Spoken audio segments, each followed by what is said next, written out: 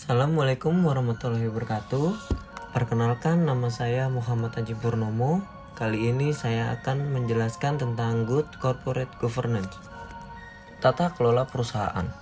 Para ahli berpendapat, fakta bahwa tata kelola muncul sebagai masalah di berbagai disiplin ilmu dan program penelitian. Tidak dapat disimpulkan sebagai fakta bahwa ilmu sosial hanyalah pengikut mode yang berdedikasi melompat ke program penelitian atau diskusi konseptual apapun yang kebetulan terjadi. Prinsip tata kelola yaitu ada transparan, akuntabilitas, tanggung jawab, kemandirian, dan kewajaran. Ilmu administrasi publik dan ilmu politik.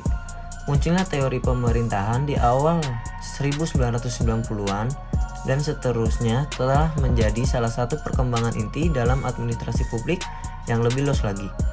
Untuk bagian ilmu politik yang berorientasi pada studi pembuatan kebijakan, pada tahun 1999, George Fredrickson mampu membuat klaim yang berani bahwa administrasi publik harus bergerak menuju teori kerjasama jaringan pemerintah dan pembangunan dan pemeliharaan institusi administrasi publik, baik dalam praktik maupun teori, mereposisi dirinya sendiri untuk menangani masalah-masalah menakutkan yang terkait dengan disartikulasi negara. Ilmu administrasi publik dan ilmu politik. Paradigma tata kelola adalah tentang pentingnya bagaimana interaksi pemerintah dan aktor non-pemerintah diarahkan dalam pengambilan keputusan kolektif. Interaksi itu tidak didorong oleh penggunaan kekuasaan dan kewenangan negara untuk memerintahkan kepatuhan, tetapi oleh kapasitasnya untuk mengarahkan pengguna seperangkat alat pemerintah yang keras dan lunak, yang kompleks, dan oleh hubungan jaringan yang mencerminkan dinamika ketergantungan kekuasaan antara para aktor.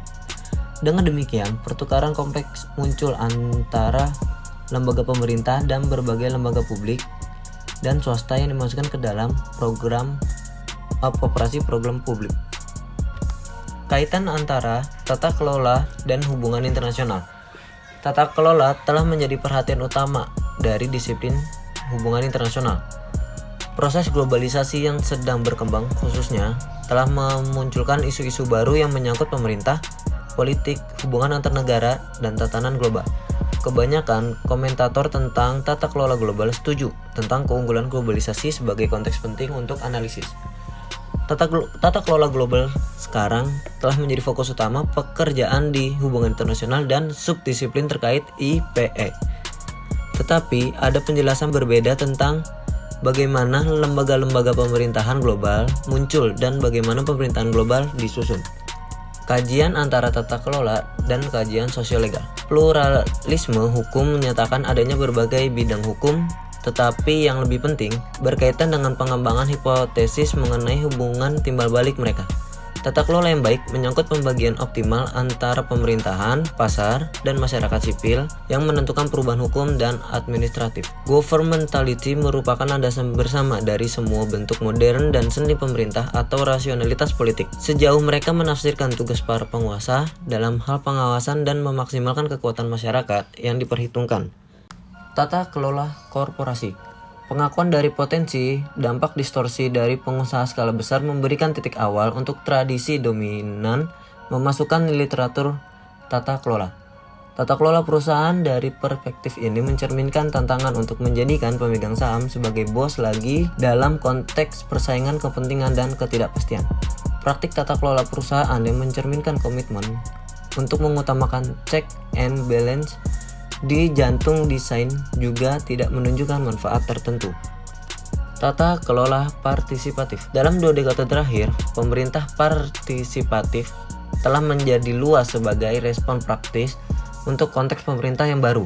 Fung dan Wright tahun 2001 menggambarkan pemerintah partisipatif sebagai bentuk percobaan dalam desain pemerintahan demokratis yang mencoba untuk menjawab tantangan hilangnya vitalitas demokrasi, perhatian yang belum ditanggapi secara memadai oleh kiri dan kanan. Heller mengacu pada tata kelola partisipatif sebagai versi desentralisasi yang sangat demokratis yang didefinisikan oleh peningkatan cakupan dan kedalaman partisipasi kelompok bawahan dalam alokasi sumber daya yang berwibawa. Tata kelola lingkungan. Dalam konteks ini, tata kelola lingkungan global dipahami secara longgar sebagai yang berfokus pada regulasi lingkungan dan aktor yang berdampak pada mereka. Oleh karena itu, fitur-fitur yang diperlukan dari tata kelola lingkungan global adalah tidak adanya otoritas tunggal untuk mengarahkan masalah lingkungan. Wacana tata kelola lingkungan kaya dalam hal luasnya cakupan isu-isu dilewatinya. Pengakuan lingkungan sebagai perhatian global, tetapi juga kesadaran akan hukuman global lokal yang kompleks memperumit tata kelola.